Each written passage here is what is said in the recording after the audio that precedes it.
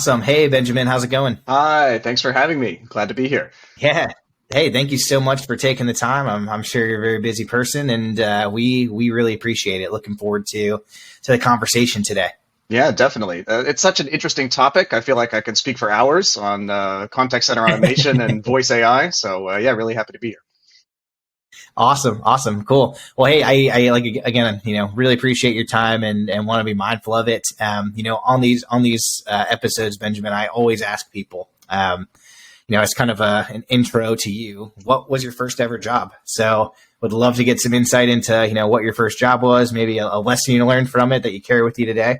Yeah, that's a very nostalgic question. I like that. You know what? When I was a kid, and I think I might have been like a 12 or 13, I'd been fixing friends' computers, and so I'd do these house calls, from place to place. But the earliest job that I think really had an impact on me was in college. I worked at the MIT contact center, and so I'm answering the phones, doing tech support.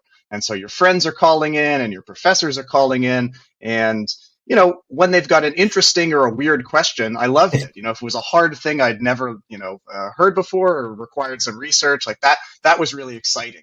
And what I didn't necessarily like to handle were the 17th password reset call of the day. And so, flash forward 20 years later, working in contact center automation, it's a technology that I wish I had, back in the day when I was there in that contact center. Oh, wow. That's awesome. That's a really awesome story. Well, if you worked there today or worked at a help desk today, I might be guilty of being one of those password reset people, but gladly for our talk today, I wasn't. So Yeah, no, and it's good. the customer is right. If you need that password reset, then let's go ahead and do it. But those operations are something that can be so easily handled by a machine. If it's structured properly, if the conversation design goes well, if it can understand the myriad voices and accents that will call in, but it's not necessarily something that you need to have a person handling day in and day out. Absolutely, absolutely. Which I think is a really good transition into kind of the next part of our conversation. You talked about your origin story, if you will, at least into the workforce a little bit, and I imagine that maybe part of what you just mentioned, it would inspired Replicant a little bit. Would love just a quick overview on you being co-founder and CTO, kind of where Replicant came from, where the idea came from, and how it's evolved a little bit over time. Yeah, so my background is artificial intelligence and machine learning, and now I've spent about 5 years in the contact center space, and I've also been an executive sponsor on a number of our largest partnerships. So I've seen everything from the ideation of a call flow that somebody maybe wants to automate, all the way through design, development, deployment, and then expansion. But the company really started because we never had a very good conversation with a machine. It felt slow, it felt clunky, it felt like the voice was very robotic, and I'm sure everybody's had an experience like this. It's so frustrating to be in a time of need and not have that machine understand you.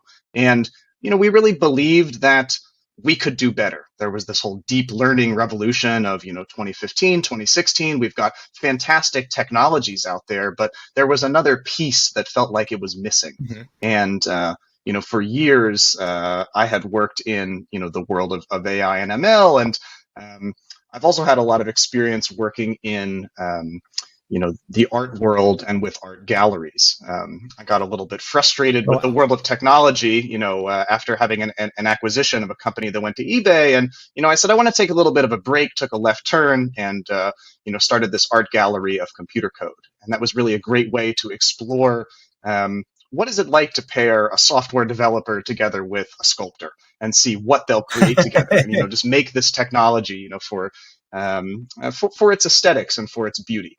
And that was a fantastic time of working together in the art world, and something that I learned was all about the aesthetics of conversation. How does language work? We worked with a number of linguists, and it's just it was a reminder of what was missing in the world of contact center automation and conversational AI, was this human touch. You can tell when a conversation is going well. It feels a little bit like a dance. And I think that, Yeah. prior to Replicant, we didn't really have that. The computers were not really able to groove. And so I think, if nothing else, we're teaching these machines to have much more a sort of it's just a much better conversation with a machine that emphasizes not necessarily empathy, but urgency. It's not, oh, I'm so sorry to hear about that problem. It's, let me deal with that right away. This is a problem that I, as a machine, can solve right away. And I think that really Wow. resonates with our callers. Yeah, no, it definitely does. Look, I always, I tell customers all the time, hey, people who are maybe a little bit nervous about, automation or their customers talking to quote unquote bots, right? Hey, look, personally, when I call in, if I'm talking to a good bot, I love it. I'm so glad for me to even, in my personal customer journey, for me to even get to the point where I have to make a phone call. Usually takes a lot of steps. It's usually my least preferred method of contact, right? And so when I get on the phone and I'm like, oh wow, this is something that's going to just solve my issue right away, and it's going to be a great experience. It makes me happy. You said something there. You work with a bunch of linguists and things like that, and I want to talk for a minute about some of the ethics of what Replicant does. A lot of times, bots, IVR, AI has a very distinct sound and also very distinct on what they can pick up, right? So where I live, for instance, in Pensacola, and I know you're from West Virginia, Mm-hmm. people sometimes have very thick accents that can be hard to understand, right? Great people love them, but can you talk a little bit about how the technology works with Replicant and kind of just deciphering some of that and making sure they really grasp what everyone's saying and all their different dialects?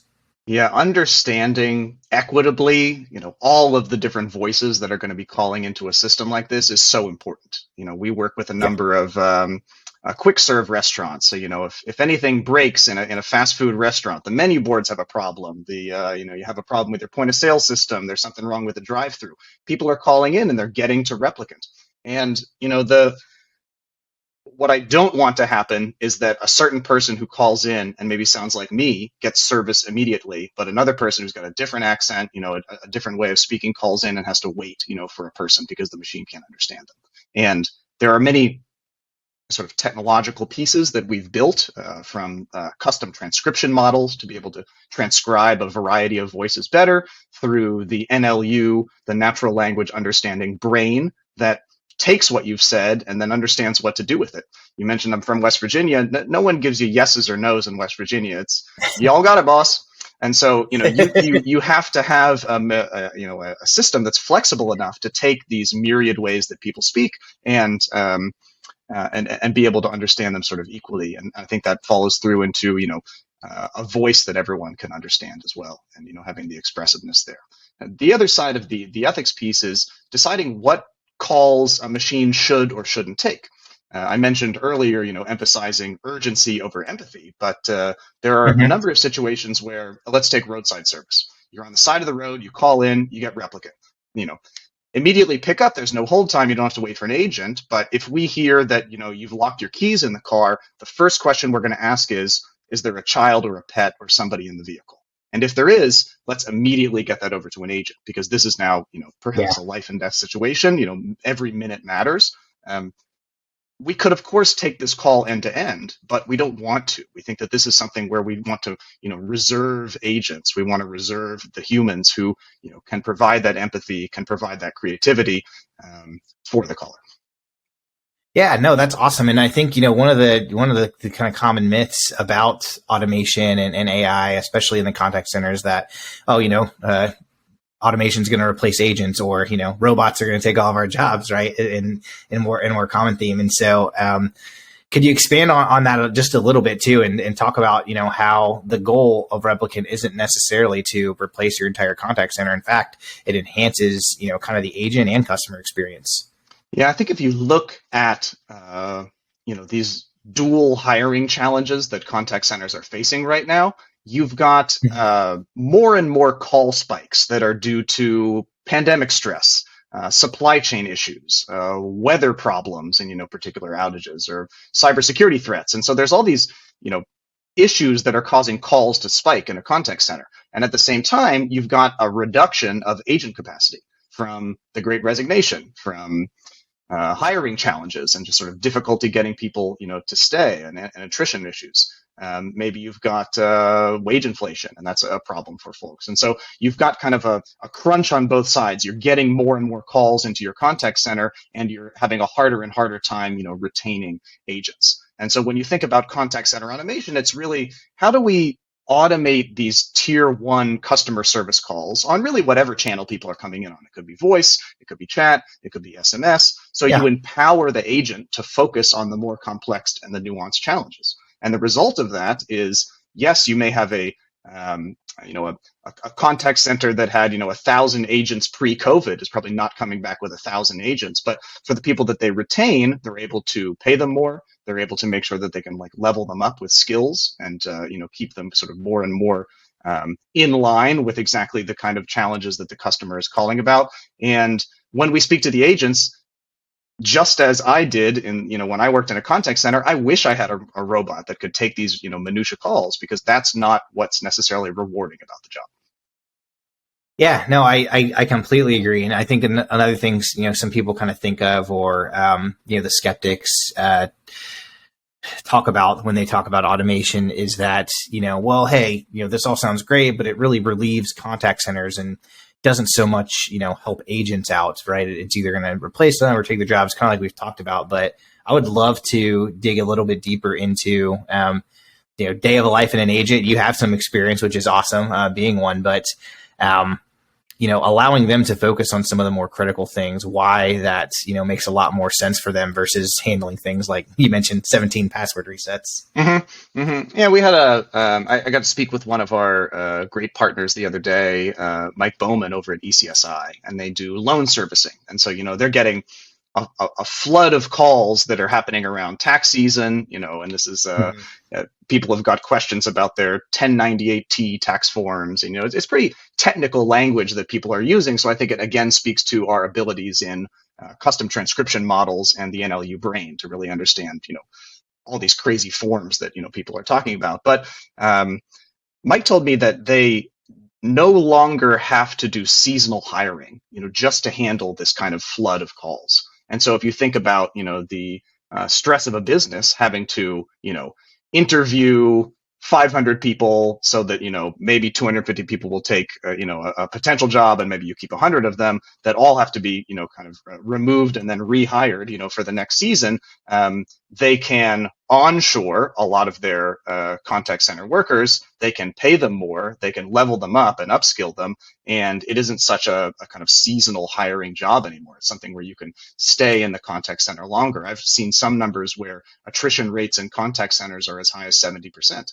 And it's a difficult job. It's a grueling job, especially when you have to take on a lot of these minutia calls. And so it's certainly an improvement for the person who's working in the contact center, but for folks who are managing these contact centers that have to deal with something like a 70% attrition rate, it's also a big way to alleviate those issues. Yeah, that's great. No, and I think it's awesome. A lot of contact center leaders who consider a solution like this often, the thought there, being, caring about people as they should is always, oh man, well, I don't want to have to replace my agents. But I think that the reality is there's a lot of turnover, especially now, unprecedented turnover in the contact center anyway. And I think you make a great point. It's not about, hey, you've got to tell people, sorry, you can't work here anymore. We've got something that can replace you. But, maybe when people do decide, oh, this isn't my place, I'm going to go work at the next contact center, I'm getting out of the industry, or I don't want to be an agent anymore. You don't rehire that role, because now, like you've said, you've got something in place that can streamline and make the operation just more efficient in general. Yeah, exactly. I think that, in contact centers, you're always thinking about, what is the best tool for a job? Is this something that can be automated? Then maybe that's something that the machine can take. For your, best employees and your best hires, give them that meaningful work and ways that they can make a real connection with the caller and sort of build, a relationship with people who are calling into the system. Awesome.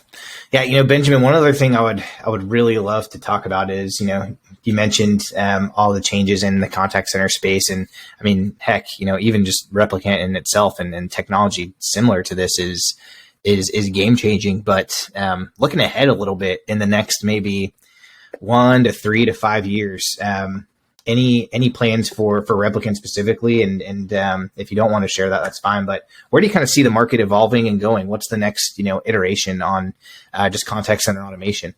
Yeah, it's a great question, and I think it's certainly no secret. I'm happy to talk about sort of where we're headed. We began with tackling voice. We found it to be the most difficult challenge. We hadn't really seen a solution that felt like it. Maybe you'd get 10% resolution rates here, 5% resolution rates there. People mostly just didn't like talking to these machines. And so Yeah. one of the big innovations was, what's in it for me? Why should I talk to this machine? We're very upfront when you call into the Replicant system. We say, I'm a thinking machine on a recorded line. We don't give it a cutesy human name. We don't use that clickety clack typing noise to cover up the latency, but we're very upfront that it's a machine. And some people say, well, I got to talk to a person right now because I've never had a very good, conversation with a machine. So surely I have to go and, speak with a person to get my problem solved. And coming back to this, what's in it for me, we can do an API call into the CCAS system and say, hey, I'm happy to get you over to an agent, but it looks like there's, 15-minute hold time right now. In the meantime, can I get your policy number? Can I get your name? And now we're pulling them kind of back into the conversation and really re-educating callers that, hey, this is not like the previous generations of machines that you've spoken with before. So that was a big learning for us in the world of voice. Obviously, no contact center leader wants to have a separate voice AI vendor and a chat AI vendor and an SMS AI vendor. Yeah. So, we've now released a suite of omni-channel products where the same AI brain and transcription models that you've trained in the world of voice can be usable, on any of the channels that your customers either call into or imagine I call in, authenticate, I'm greeted. Maybe this would be an insurance use case, so I need to add a new car to my policy. I add that car, but I need to collect the VIN number. Maybe the VIN number is not something I necessarily want to read over the phone. It would be, quite difficult. So we can switch channel, text the person, give them a little link that opens up on their phone. They can type it in. Same thing for, credit card collection. I can ask you your credit card number, but maybe you're in a crowded place. You don't want to read it. Or if we're texting you a link, you can sort of use your thumb and everything gets, auto-filled for you. So there's no need to even remember that number. So this seamless omni-channel experience where, you can call in, get serviced, maybe we move over into text, and then the next day you say, oh, I forgot, I need a copy of my proof of insurance, texting into the system on that same number that you were, chatting with the day before and being, now served on that channel, I think is very transformative. Another thing that we've released recently is support for over 30 languages. And so, wow. Being able to yet again service callers in the language, that they're calling into. And that's actually very impressive. And I'm proud of the team of, building models in a way that, languages other than English are not an afterthought and they aren't really lower accuracy rates or resolution rates. They're just as good as the English experience. And a learning for me was that as you train these models in additional languages, they actually get better because the machine, wow. Yet again, just has a better understanding of sort of who the caller is and the kind of phrases that people might say, kind of in the same way the machine gets better when you don't just focus on yes and no, but you also get the you got it, boss, and that's right, and all of the, kind of other myriad ways that people will say things. Wow, that's really cool. 30 languages. That's really impressive, whether you're traveling or like you gave the example earlier of, a worker at a specific type of fast food place or something tries to call in. They're not having to, try and adjust and speak English or whatever. They can just talk in the language they're comfortable. Yeah, and you can switch mid-flow. Cool. So it's not like, choose your adventure and then you have to stick in that language. You could progress until you get to a point in the conversation where you say, you know what, I think I'd rather speak Spanish for this part of the call, and then proceed in that language. Huh. Oh wow, that's really, really cool. Awesome. Yeah, I didn't even know that. I'm gonna have to call in somewhere just to test it out. Yeah. It's I think there is a little bit of this retraining of people's expectations around these experiences. I think sometimes when people talk with our thinking machine for the first time, it's quite a magical experience, and it really gets the wheels turning on what this can be applied for. There's so many industries that I think this is going to touch and impact in a positive way. Awesome. Yeah. Well, Benjamin, great. Believe it or not, we're almost coming up at our time here. I really, really appreciate the conversation. Very insightful, and love what you guys do, and love even more hearing where you're going and how you're thinking about the market next. I really appreciate the conversation. Yeah, thanks so much. I think I'll just leave listeners with, there are many players in this space. And I think as you're kind of looking around at different solutions, always look for case studies. I think there's so many people who say, we have used cases, we could use this for this, we could use this for that. Find out, what has this been used for? How many million calls has it taken? What are the resolution rates? What's the expected business outcome? And really dig into those numbers, because not all of these systems are created equal, and it's something that because it's so new, it can be sometimes a difficult buying experience, kind of knowing what's real and what's not. So yeah, dig into those case studies to better understand how the systems function. Yeah, I agree. Go with somebody who's been there, done that, and has learned lessons the hard way, and has tried and true and tested technology. Don't be someone's guinea pig. I totally get that. Mm-hmm. Mm-hmm. Well, thanks again for having me. It's been a great conversation. Yeah, no, thank you, Benjamin. I appreciate it. See you next time. See you. Thank you. Cool.